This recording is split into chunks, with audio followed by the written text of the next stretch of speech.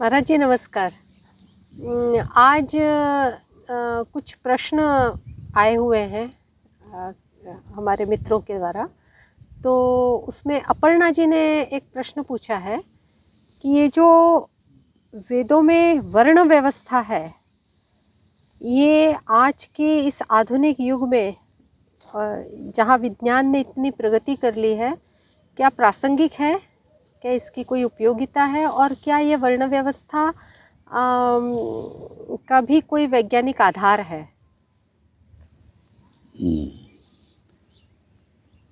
ठीक, ये प्रश्न बहुत ही ज्वलंत प्रश्न है।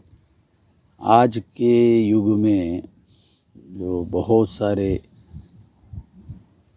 नए वैज्ञानिक तथ्य उभर के आए हैं और तर्क प्रणालियां भी उसके आधार पे काफ़ी विकसित हुई है, तो बहुत सारे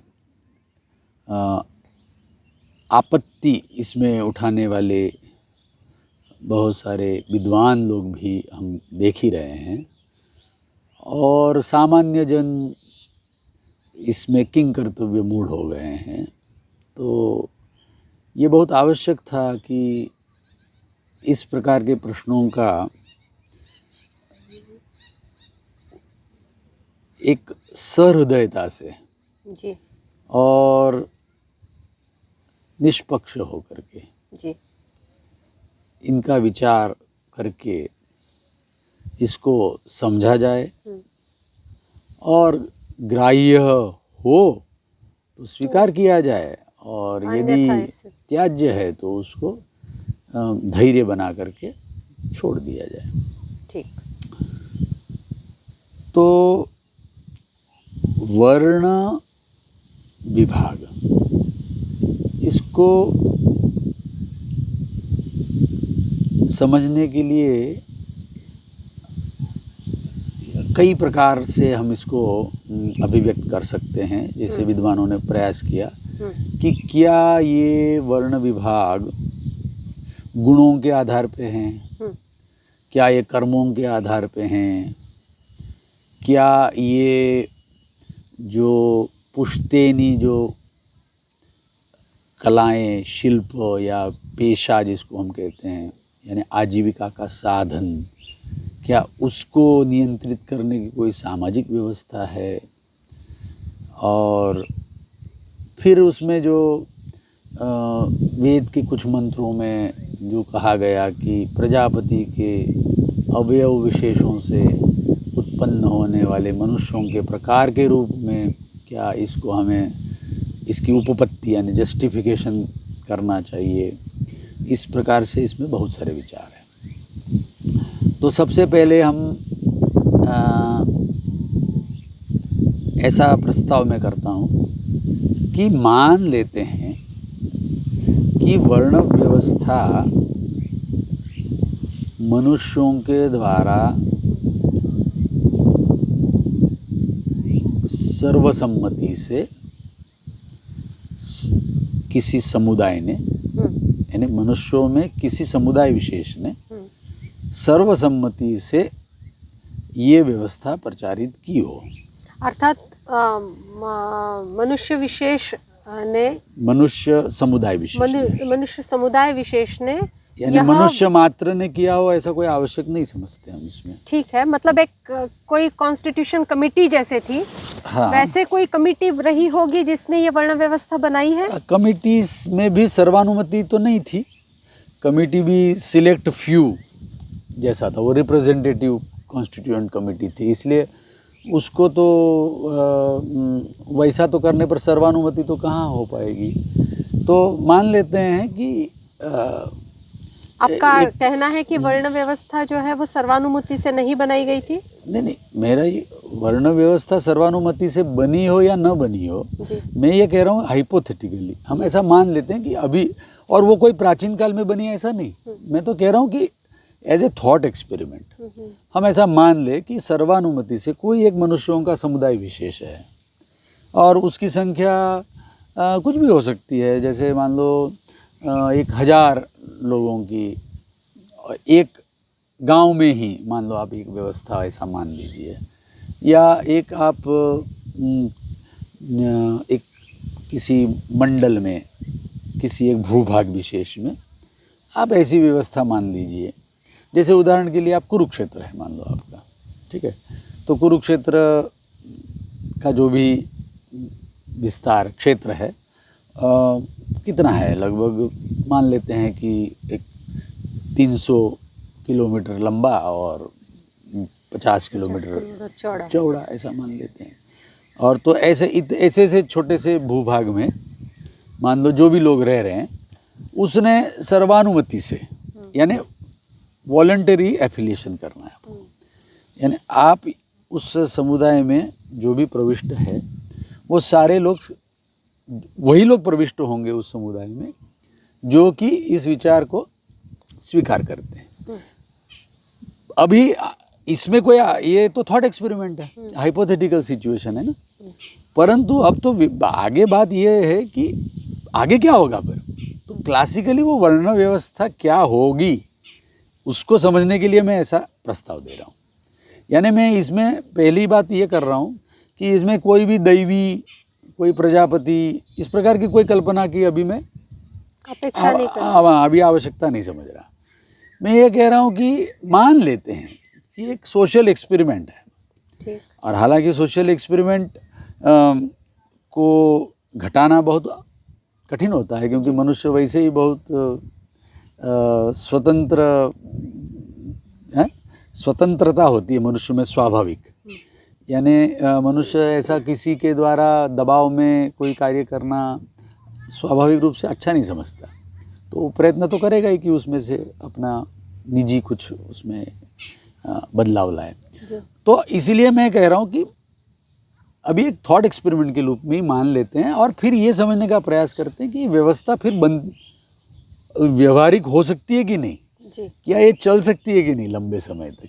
पहले तो इतना ही समझ लेते हाँ जी, हैं कि ये क्या ये केवल एक शास्त्रीय परिकल्पना है, ये सिंपलिस्टिक थॉट है कि ये कोई व्यावहारिक हो सकता है। पहले तो ये प्रश्न आता है। बिल्कुल। तो वर्ण व्यवस्था में व्यावहारिकता है कि नहीं ये समझने के लिए पहले हम इसको प्रस्ताव दे रहे हैं जी। तो अब इसमें वो जो सर्वानुमति से हमको ये व्यवस्था करनी है तो हम उसमें क्या मानेंगे कि 4 प्रकार हमको करने हैं, है ना। ये भी हमारा नियत है कि 4 में हमको बांटना है और उसमें हमको पुरुषों को हम 4 में बांटेंगे तो उनकी स्त्री को भी, यानी उसका जो प्रजोत्पादन जो होने वाला है, मतलब उनकी जो जाया है उनको भी अपने को 4 में बांटना पड़ेगा जी। और उसमें आप देखेंगे कि ये जो वर्ण व्यवस्था है उसमें हमको उसको कहीं ना कहीं उसका कुछ नियमावली बनानी पड़ेगी। तो वो जो क्या क्या बना सकते हैं हम, तो हमने जैसे नाम तो हमको सबको पता ही है कि हमको एक को ब्राह्मण कहना है, एक को क्षत्रिय कहना है, एक को वैश्य कहना है और एक को शूद्र कहना है जी। तो फिर हमको वो जो जितने भी परिवार वहाँ पर होंगे उन सब का कुछ प्रतिशत भी करना पड़ेगा जी। ये भी सीधी सी बात है कि हमको चूँकि ब्राह्मण ये जो संज्ञा है तो ये सबको तो हम ब्राह्मण ही कर देंगे तब भी तो वो व्यवस्था नहीं बनेगी, है ना। तो कितने ब्राह्मण, कितने क्षत्रिय, कितने वैश्य, कितने शूद्र, तो आपको क्या लगता है? हाँ, तो ये अनुपात होगा। हाँ, इसका अनुपात अभी तो फिलहाल अभी तो हमारा प्रकृत में प्रश्न यही है कि क्या ऐसा कोई भी हम व्यवस्था ऐसी बना सकते हैं, कोई अनुपात जिसमें ये सुचारू लगेगा। तो उदाहरण के लिए हम ऐसा कर सकते हैं कि उसमें से मान लो 100 परिवार है तो 100 परिवार में हम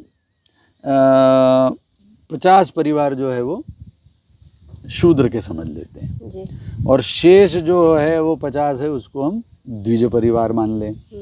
फिर उस द्विज परिवारों में उस 50 में से 40 जो है हम वैश्य परिवार मान लें, और बचे अब 10। जी। उस 10 में हम 9 जो है वो क्षत्रिय मान लें और 1 को हम ब्राह्मण मान लें। ओहो। तो ऐसा करके ये पिरामिड अनुपात रहा होगा। मतलब ये मैं संभावित अच्छा। मेरा प्रस्ताव कि ऐसा है कोई, मतलब एक पिरामिडल स्ट्रक्चर। क्यों ऐसा क्यों करना पड़ेगा? क्योंकि उसमें उपजीव्य उपजीवक ये अंतर है। यानी जो आप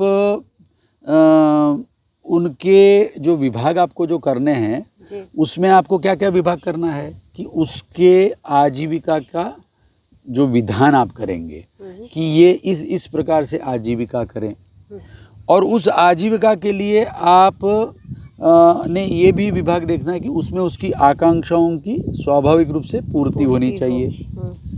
यानी उनकी आकांक्षाओं को भी आपको ध्यान में रखते हुए उसकी पूर्ति करते हुए आपको ये विधान करना है। तो वो एक तो हो गई आकांक्षा है उनकी। तो दूसरा होता है उनकी जो क्षमता है। तो एक हो गई आकांक्षा, एक है क्षमता, और उससे उनके लिए जो आप आजीविका का साधन, और फिर उसके क्रियाकलाप, अब क्रियाकलापों में दोनों प्रकार से क्रियाकलाप होंगे। जो एक तो होंगे जो देह धार्मिक क्रियाएं, और दूसरी होती है जो जिसका आप कहते हैं कि अपने आप जो नहीं समझ में आने वाली, वो किसी के कहने से, उसको हम लोग उसको दिव्य कह सकते हैं। तो एक हो गया मानुष क्रियाएं और एक हो गया दिव्य क्रियाएं। तो आजीविका का साधन एक पृथक हो गया। आजीविका के साधन के अतिरिक्त आप मानुष क्रियाएं, यानी जो आप कर सकते हैं, आपको करने की अनुमति है, और उसमें आप जो इंद्रियों के जो आपकी संतृप्ति करनी पड़ेगी, तो वो उसके लिए वो मानुष साधन होंगे। और कुछ ऐसी क्रियाएं होंगी जिससे अभी वर्तमान में आप उसके इंद्रिय संतर्पण नहीं हो रहा है, परंतु आप कुछ उसको शास्त्रकृत या उसको दिव्य हम कह सकते हैं। तो इतना आप अपने भविष्य के लिए कुछ इन्वेस्ट कर रहे हैं, एक प्रकार से हम इसको ऐसा कह सकते हैं। और वो भविष्य जो होता है वो बिल्कुल आवश्यक नहीं कि वो आपको जिस अभी वर्तमान में जिस परिप्रेक्ष्य में जैसा आप अपने आप को देख रहे हैं, अर्थात मनुष्य रूप में वो भविष्य नहीं आवश्यक है। तो भविष्य का अर्थ यहाँ पर परलोक ही मुख्य रूप से करना चाहिए। तो परलोक में आपकी आकांक्षाएं पूर्ति हो, अर्थात इस जन्म के अनंतर जो मृत्यु आएगी, उस मृत्यु के बाद आप अपनी आकांक्षाओं को पूर्ण करना चाहेंगे, तो उसके लिए जो आप करेंगे वो दिव्य क्रियाकलाप हो गया। और जो इसी मृत्यु तक के लिए जो आप, तो उसको हम ऐहिक कह सकते हैं, और इंद्रिय संतर्पण रूपी, तो वो क्रियाकलाप और आजीविका का साधन आपकी आकांक्षा है, आपकी क्षमता है, और इसको सबको ध्यान में रखते हुए आपका कोई एक वायबल सस्टेनेबल कोई अनुपात, और फिर उसमें ये व्यवस्था बनी रहे। मतलब एक बार हम जब उसको, जैसे मान लो हमने बुट स्टार्ट कर दिया, उसको हमने ये व्यवस्था सबने मान ली है, ऐसा विचार करें, और जब मानी होगी तो इस अनुपात में इस आकांक्षा, क्षमता, इस सब का समीकरण हमने अच्छे से आकलन कर लिया उसको, और सबने स्वेच्छापूर्वक इसमें स्वीकार किया। ऐसा मानते हैं हम सब। ऐसा मान करके यदि ये चलेगा तो इसको फिर हमें ऐसी भी व्यवस्था करनी पड़ेगी कि ये आगे कैसे चलेगा। हाँ, ये सस्टेन कैसे होगा, इसकी भी हमको व्यवस्था करनी पड़ेगी। तो ऐसा सब करने के लिए, और फिर हम इसे पीछे हमको ये जा कर के देखना पड़ेगा कि ये सस्टेन होने के लिए फिर क्या आवश्यक होगा। तो सस्टेन होने के लिए सब लोग अपनी मर्यादा में जब रह रहे हैं तो वो सस्टेन हो सकता है, ये तो स्वाभाविक बात है। क्योंकि मर्यादाएं हम अभी स्वेच्छा से बना रहे हैं, और वो मर्यादाएं हम ऐसी बनाएंगे जिससे वो सस्टेन हो सके, ठीक है। और उस मर्यादाओं का भंग होगा तो ये सस्टेन नहीं होगा, ये भी हमको स्वीकार करना पड़ेगा। क्योंकि किसी भी प्रकार से ये चलता ही रहेगा ऐसा तो हम नहीं मान सकते। किसी भी सिस्टम में ये नहीं होता ऐसा है नहीं हो पाएगा कि वो सिस्टम हाँ ब्रेक डाउन हो ही ना। तो तो उसके टर्मिनेटिंग क्लॉजेज भी होंगे, उसके फेलियर क्लॉजेज भी होंगे कि भी ये व्यवस्था अब नहीं चलेगी। तो ऐसा तो होगा ही। तो हम ऐसा कर सकते हैं कि इस व्यवस्था को एक उसमें इसके फेल सेफ प्रोसीजर्स बना सकते हैं, सॉफ्ट फेल्यूर्स बना सकते हैं। जैसे कि इसमें जो व्यक्ति को इसमें पसंद नहीं है ये व्यवस्था, वो उसमें से बाहर चला जाए तो हाँ, इस प्रकार से हम कर सकते हैं इसे थोड़ा सा। तो ऐसा इसको हम कुल मिला करके एक वॉलंटरी सिस्टम के रूप में बना सकते हैं। तो ऐसा यदि हम करें तो फिर भी इसको सस्टेन होने के लिए कुछ आवश्यकताएं रहेंगी कि जैसे मान लो हमें कुछ तो प्रावधान बनाना पड़ेगा कि आज हम जैसे हम जो किक स्टार्ट कर रहे हैं इसको, तो किक स्टार्ट करते समय हमको फिर उसका एक एज प्रोफाइल भी बनाना पड़ेगा। केवल हमने मतलब परिवार की केवल अनुपात बताने से भी नहीं चलेगा ना, एक एज प्रोफाइल भी करना पड़ेगा कि कोई वृद्ध है, कोई युवा है और कुछ जो है वो उनके बच्चे हैं। इस प्रकार से भी कुछ व्यवस्था बनानी पड़ेगी। अथवा हम ऐसा भी मान सकते हैं कि इदम प्रथम सब ही ये नए परिवार उसमें प्रविष्ट हो गए हैं, ऐसा हम मान लें कि अभी प्रजनोत्पत्ति हुई नहीं है और प्रजनोत्पत्ति होने लायक हो चुके हैं और वो अब इसमें प्रवेश कर रहे हैं, ऐसा भी हम कुछ कर सकते हैं।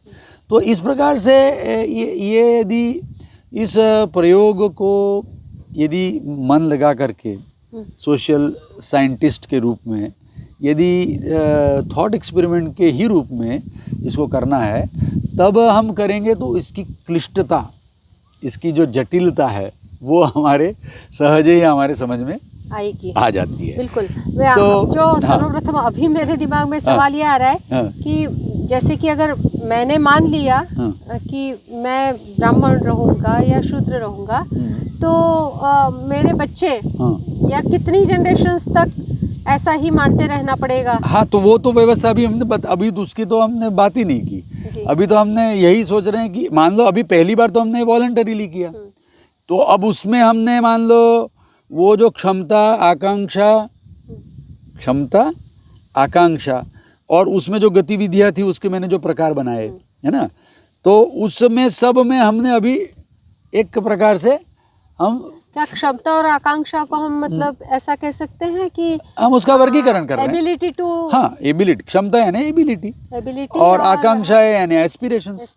हाँ, तो एबिलिटी है आपकी, एस्पिरेशंस है आपके, और उस एबिलिटीज़ में आपकी बहुत प्रकार की एबिलिटीज़, आपकी शारीरिक क्षमता है, आपकी बौद्धिक क्षमता है, आपकी मानसिक क्षमता है, ये सभी आपके धैर्य, मानसिक में क्या क्या होता है, जैसे धैर्य, आप कितना धैर्य आप कर सकते हैं, आप इंद्रियों पे अपने कितना वश आप रख सकते हैं, कितना श्रम करने में आप में सामर्थ्य है, और फिर आप में उत्साह कितना है, यानी कितना आप अभी कर सकते हैं, कितना आप उसको करते रहना चाहेंगे, और फिर उसके अनुसार आपको क्या क्या आपको अनुमत होगा, आप क्या क्या कर सकते हैं।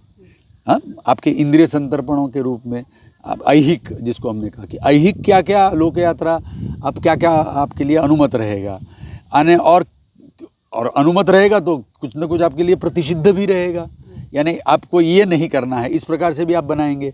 इसी प्रकार से आपके लिए दिव्य क्रियाओं के लिए का भी विधान किया जाएगा कि ये आप दिव्य क्रियाएं कर सकते हैं और ये आपको नहीं करना है, इसमें अनुमत प्रतिषिद्ध ऐसा आपको सब करना पड़ेगा। हाँ, डूज डोंट्स आप सब बनाएंगे उसके लिए। तो एक थॉट एक्सपेरिमेंट में कर रहा हूँ कि इस प्रकार से करना बहुत आवश्यक होगा यदि कोई ऐसा मानता है कि क्या इसमें कुछ वैज्ञानिकता है कि नहीं। ये यदि आप चिकित्सा है बुद्धि में तो ऐसा करना पड़ेगा। फिर इसके बाद भी एक प्रश्न जो बड़ा लोगों को एक आपात रमणीय एक विचार कई विद्वानों ने प्रस्तुत किया है और लोगों को ऐसा एक ऐसा मन में लोगों के विचार आ गया है कि ये वर्ण व्यवस्था जो है ये केवल ऐच्छिक है और ऐच्छिक होने के कारण ये सतत परिवर्तनशील इसको मान लिया जाए। तो अब ये सतत परिवर्तनशीलता का भी जो पहलू है उसको मैं थोड़ा सा विचार कर लेता हूँ कि हमें इस मान लो हमने किक स्टार्ट करते समय हमने मान लो ऐसा एक सबको सरसामंजस्य से हमने सबको अपने अपने स्वेच्छा से सबने स्वीकार कर लिया। अब उसके बाद क्या होगा कि इसको क्या पुनर्विचार का अवसर भी देना पड़ेगा हमको, यानी उन्हीं व्यक्तियों के लिए उनको पुनर्विचार का अवसर देना है कि मान लो 1 वर्ष के बाद या कुछ ऐसा अवधि हम कर देंगे कि क्या उसके बाद वो कर लेगा। अच्छा, अभी हमने ये से कहा कि हमने ये जो एज जो प्रोफाइल हमने बनाई इसमें अभी हमने सबको हमने युवा और अभी जिसको हमने क्या किया प्रजनन समर्थ प्रजनन क्षम अवस्था में उसको हमने माना। परंतु अब आगे प्रश्न बहुत से आएंगे कि अब इनमें जो प्रजनन होगा तो अब इस प्रजनन में फिर हम कैसे नियम लगाएंगे, तो क्या उसमें हमको फिर उसमें फिर कुछ ऐसा कोई मतलब उनकी जब वो प्रजनन क्षमता जब आएगी क्या तब उनके ऊपर नियम लगाया जाएगा, तो ऐसा भी उपपन्न नहीं लगता।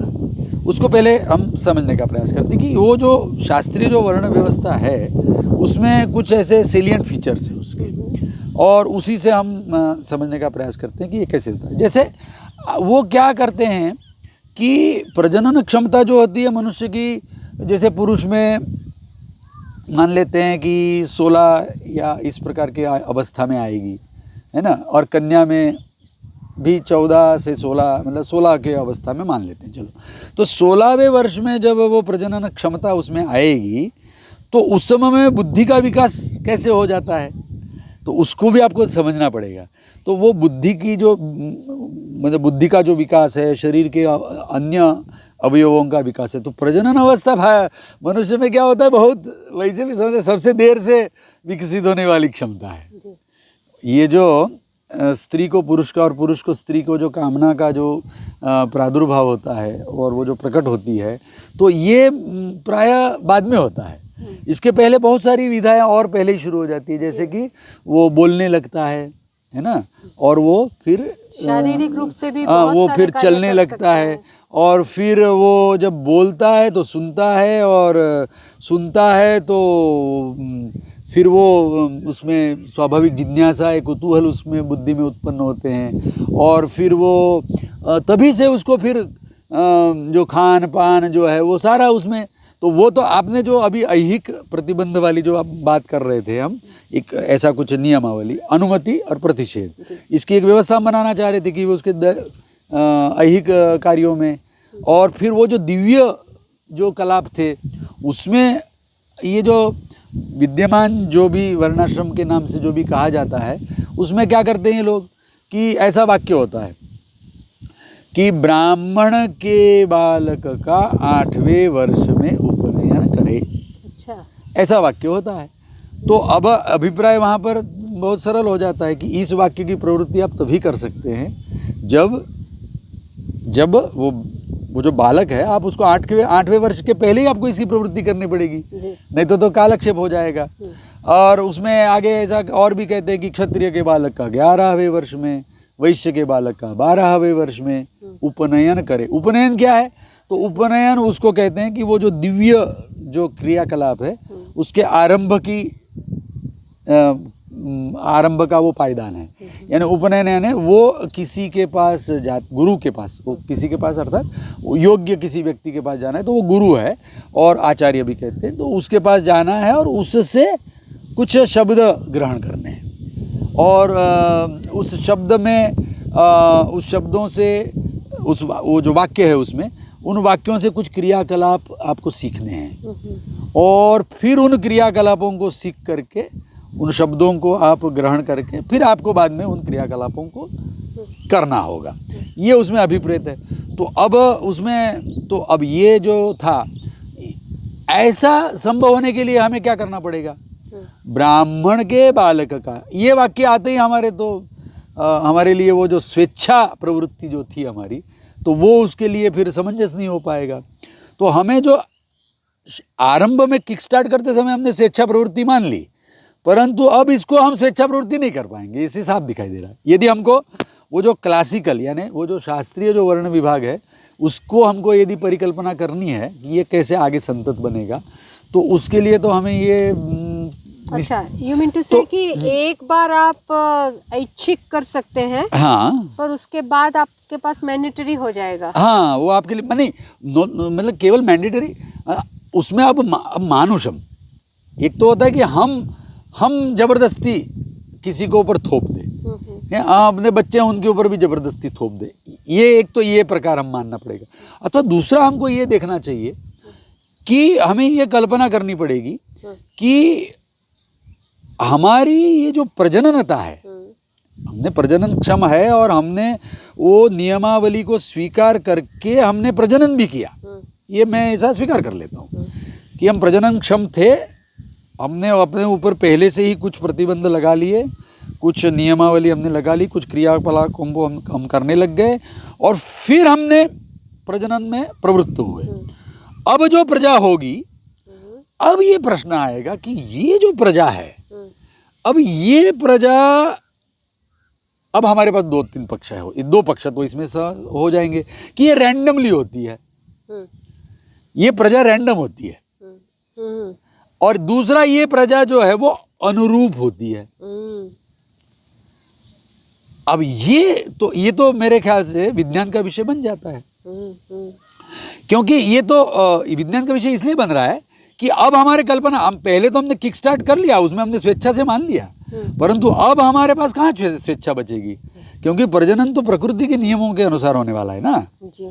तो आप यदि मान लेता हूँ मैं कि एक ब्राह्मण पुरुष है और उसकी आपने जो भी उसके लिए आपने क्षमता और उसकी योग्यता, उसकी आकांक्षा, सबका विचार करके आपने स्वेच्छा से जो अनुकूल बैठ रहा है उसी को आपने पसंद किया है, यानी जिसको हम कहेंगे टिपिकल, है ना, आपने उसमें बिल्कुल बैठने वाला आपने वो जो व्यक्ति है उसको आपने चयन किया है वहाँ पर। परंतु अब आपको ये कहना पड़ेगा कि यदि आपको इस व्यवस्था को चलना है तो या तो वो प्रकृति के सम्मत होगी तो चलेगी, नहीं तो तुरंत ही बिखर जाएगी। यानी आप यदि ब्राह्मण है पुरुष आपका और आपकी ये स्त्री उसकी भी ब्राह्मण है भारिया, और उनके द्वारा वो सब उन्होंने नियमों का अच्छे से पालन किया हुआ है, जो करना चाहिए वो किया है, नहीं करना चाहिए उसको नहीं किया है, और तब उनकी जो प्रजा है उस प्रजा में ये योग्यता अब आपको आती है कि नहीं, ये बड़ा मतलब उसका ये रैंडम आएगी, जी। ये रैंडमनेस है इसमें कि अनुरूपता होती है इसमें जी।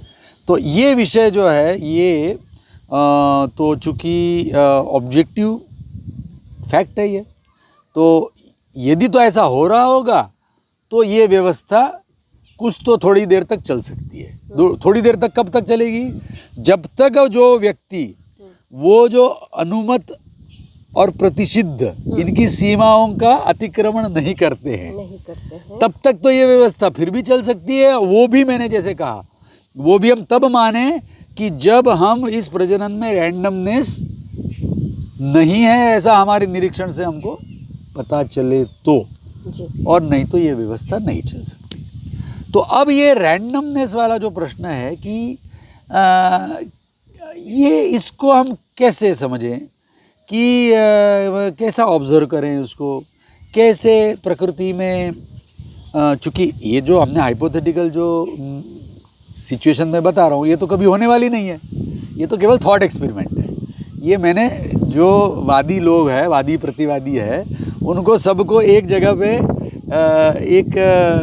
एक धरातल पे लाने के लिए मैंने ऐसा प्रस्ताव कर रहा हूँ कि चलिए ऐसा मान लेते हैं, और अब आगे चल कर के सबको अपनी अपनी इसमें निरीक्षण योग्यता का ही इसमें अवसर रहेगा। हाँ, इसमें विवाद का भी अवसर नहीं है। तो अब हमारे निरीक्षण में हमको क्या प्रतीत हो रहा है, ये जो इनहेरिटेंस है ना, ये इनहेरिटेंस कौन सा इनहेरिटेंस? जो नेचुरल इनहेरिटेंस। आप दाएं भाग में किसी को अपना धन दे देते हैं, किसी को आप अपने पद का आश्रय करके आप उसको कुछ सुविधाएं बना देते हैं, उसकी बात नहीं कर रहा मैं। अभी तो मैं ये कह रहा हूँ कि आप केवल उस प्रकृति के नियमों से बंधे हुए हैं, आपने यदि वो सब नियमों का पालन करते हुए प्रजनन किया तो क्या आपकी जो प्रजा है उसमें कन्या भी होंगी, उसमें अब पुत्र पुमानापत्य भी होगा। तो वो जो पुत्र है आपकी कन्याएं हैं, उस पुत्र में फिर आपके ऊपर जब आप वो जो क्लासिकल जो नियमावली है वो हमको लागू करनी है, तो वो लागू करने और वो लागू तभी हो पाएगी जब हम फिर वही जो आपने टू बिगिन विथ जो हमने क्षमता, योग्यता, आकांक्षा और उसके सब मतलब ये जो सारा हमने जो हमारा एक मॉडल में जितने भी पैरामीटर्स थे, इसका जो सेटिंग था वही वापस अनुवृत्त तो होना चाहिए। यदि वो अनुवृत्त होगा तो ये व्यवस्था कुछ आगे चल सकती है, ऐसा हम विचार कर सकते हैं। और ये भी उसमें स्वाभाविक बात है कि जैसे जैसे इसमें आप प्रतिषिद्ध का आचरण करेंगे और जो अनुमत है उसका आप आचरण नहीं करेंगे, यानी कुछ क्वचित कर्म का न करना और क्वचित प्रतिषिद्ध का करना, तो इस प्रकार से जब भी आप करेंगे तो वो जो फाउल्स होंगे आपके, वो आपको इस व्यवस्था को भ्रष्ट करते चले जाएंगे। इसकी जो पहले हमको जो जिस प्रकार का सामंजस्य इसमें विकृति आने लगी। हाँ, मतलब जो सामंजस्य हमको जो पहले प्रतीत हो रहा होता, जो हाइपोथेटिकली कि तब हमको लग रहा था कि भाई ये सबके लिए समंजस है व्यवस्था, वो नहीं रह पाएगी, वो भी पर असमंजस होती चली जाएगी। हाँ, और इस प्रकार से ये हमको अर्थात यदि सब कुछ आपको हम आपकी सुविधा के लिए सब छोड़ दें, फिर भी हमें फिर अंततोगत्वा क्या मानना पड़ेगा कि कुछ विषय हमको ऑब्जर्वेशनली ही निश्चय करने पड़ेंगे कि क्या ऐसा हो पाता है। अब जैसा मैंने कहा कि जितने भी वादी प्रतिवादी अभी है वो सब वाद प्रतिवाद का इसमें कोई अवसर नहीं, सबको ऑब्जर्वेशन करना पड़ेगा। ऑब्जर्वेशन करके क्या निकल सकता है इसमें तो अब ये तो कोई कल्पना का विषय तो नहीं है। मेरे ख्याल से अगर इतिहास का अवलोकन किया जाए, हाँ, तो आपको क्या लगता है कि ये व्यवस्था अगर कभी थी तो यह कितने सालों तक चली? हाँ, तो मैं वही कह रहा हूँ कि ये थी पहले, तो इसमें बड़ा इसमें ये कोई मानने बिल्कुल हम बाध्य नहीं है कि ये व्यवस्था कभी थी। ये पहले तो मैंने जैसे कहा कि हमें एक तो सर्व मनुष्यों में तो इसको लगाना ही किसी भी प्रकार से बुद्धि से अकल्प्य है। सब मनुष्यों में ये व्यवस्था थी ऐसा तो हम नहीं मान सकते। मान लो किसी क्षेत्र विशेष में भी हम सीमित कर ले, तब भी बड़ा आप देख सकते हैं कि कितना कठिन है। किसी क्षेत्र में आप क्या शेषों को जो आप इसको स्वीकार नहीं कर रहे, क्या उसको आप वहाँ से देश निकाला दे देंगे? उनको भी तो आपको कुछ व्यवस्था करनी पड़ेगी ना, उनको बाह्य, उनको इस समुदाय के बहिर्भूत भी उनका अस्तित्व तो आपको स्वीकार ही करना पड़ेगा। और उनके साथ व्यवहार, उनके व्यवहार के भी कुछ नियमावली आपको बनानी पड़ेगी।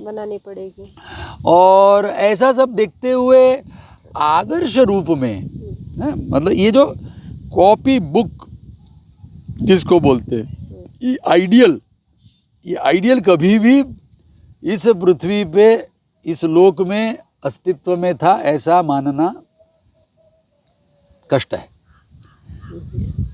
इसका अंशों से ही आप इसके अनुरूप है या प्रतिरूप है, इतना ही आप कर सकते हैं। सर्वथा इसके अनुरूप कोई समाज बन गया हो कभी भी, ऐसा मानना संभव नहीं प्रतीत हो रहा।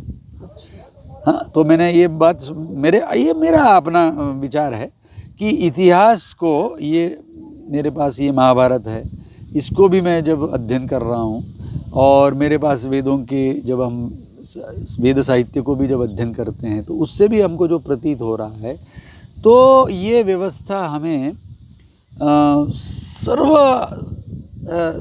एक सर्वंकष सब मनुष्यों को छूने वाली हो, इसकी तो कोई संभावना नहीं दिख रही। सब क्षेत्रों में ये लागू पड़ती हो, ऐसा भी नहीं लग रहा। तो ये कुछ सीमित क्षेत्र में सीमित जन समुदायों के द्वारा ही इसको एक आदर्श संहिता के रूप में स्वीकार करके वो चले और इसके अनुरूप होने का प्रयास करते रहे, और इसके प्रतिरूपता ही निरंतर जैसे जैसे होती रही, उसका कुछ उसके भी उन्होंने कुछ विचार किए ही हैं, वो दिखते हैं हमें उसमें, है ना, जो फेल्यूर कंडीशंस जो है हाँ, और उस फेलियर कंडीशंस से उसको स्टीयर करते हुए इस ये केवल ये शास्त्रीय आदर्श मात्र है, और उसको हमको क्यों उसको हम उस आदर्श को हम प्राप्त करने का क्यों प्रयास करते हैं, क्योंकि उसका मतलब उसका भी निरूपण करना अभी प्रसंगोपात में थोड़ा संक्षेप में कर दूं कि ये व्यवस्था ऐसा बनाने की स्पृहा क्यों जगेगी हमको, ये व्यवस्था क्यों करनी पड़ेगी हमको, क्योंकि इसका विकल्प क्या है, इसका विकल्प है जिसको हम सर्वसाम्य अवसर में समानता ऐसा करके कोई लोग बोलते हैं इसको।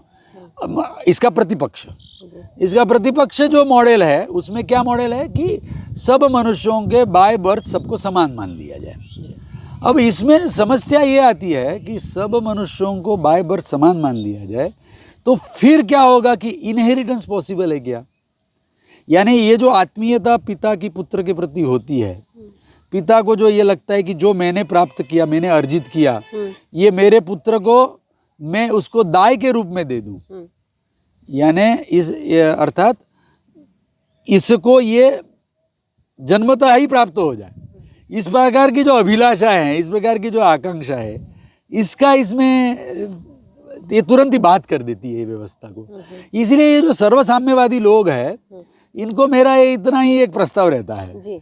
कि यदि आप कहीं भी संसार में, जैसा कि भारत में भी ये लोग सोचते हैं कि हम कॉन्स्टिट्यूशन ऑफ इंडिया जो है वो इगैलिटेरियन स्टेट बनाना चाहता है, परंतु वो केवल उनका एक व्यवस्था नाश करने वाली केवल एक मैं उसको कहूँगा एक वितंडा है वो। यानी आप जो व्यवस्था किसी ने बनाने का प्रयास किया, आदर्श बनाने का प्रयास किया, आप उसको कह रहे कि आदर्श नहीं है, बस आपने इतना कहा, परंतु बदले में आपका क्या आदर्श है, वो बदले में आपका जो आदर्श है कि सब जो मनुष्य मात्र जो है वो सबको समान अवसर मिलना चाहिए, इसके आप स्वयं ही विघातक है। इसके लिए आपने कोई, उसके लिए आपने कोई, आप अपने बच्चों को सारा आपका अपना इनहेरिटेंस देना चाहते हैं, आप अपना धन, अर्जित धन, आपकी ये जो अर्जित गरिमा, आपने आपके अर्जित जो ज्ञान, आपका अर्जित जो है, आपका जो भी आपने जो भी परिवेश अपने लिए बनाया है, ये सारा संसाधन आप अपने ही बच्चों को सीमित करके देना चाहते हैं। इस अभिलाषा को आपको दूर करना चाहिए था।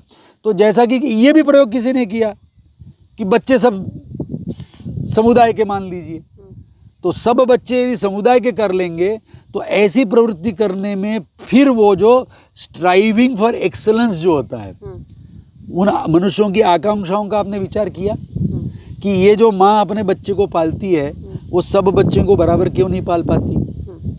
अब उसमें वो क्या नेचुरल है, क्या वो उसमें क्या सीखने से वो ऐसा कर रही है, किसी के सिखाने से वो माँ जो है वो अपने बच्चे के लिए तो सारा कष्ट उठाती है और दूसरों के बच्चों के लिए वो समान कष्ट उठाने में वो मुकर जाती है। तो आप पशु वर्ग में भी देख सकते हैं सामान्य रूप से भी कि ये जो भी जितनी भी माँ होती है वो अपने ही बछड़े को दूध पिलाना चाहती है, अपने बच्चे की रक्षा के लिए अपना जीवन भी वो संशय में डाल देती है, वो सब बच्चों के लिए तो नहीं डाल सकती है। तो इस प्रकार की ये सब अब ये आप कहेंगे कि ऐसी ये सब नेचुरल नहीं है, तो भाई तो परीक्षा का विषय है ना, आप करके देख लीजिए ना। पहले आप जब प्रस्ताव दे रहे हैं सर्वसाम्य का, तो सर्वसाम्य का प्रस्ताव देने वाले का ये आवश्यकता है, उसकी इट इज़ हिज ओनस, उसकी ये जिम्मेवारी है, उसका ये दायित्व है कि वो पहले देखे कि वो मनुष्य की स्वाभाविक आकांक्षा है और क्षमता है उस प्रकार की है कि नहीं। जी महाराज जी, मुझे ऐसा लगता है कि हम ये जो वर्ण व्यवस्था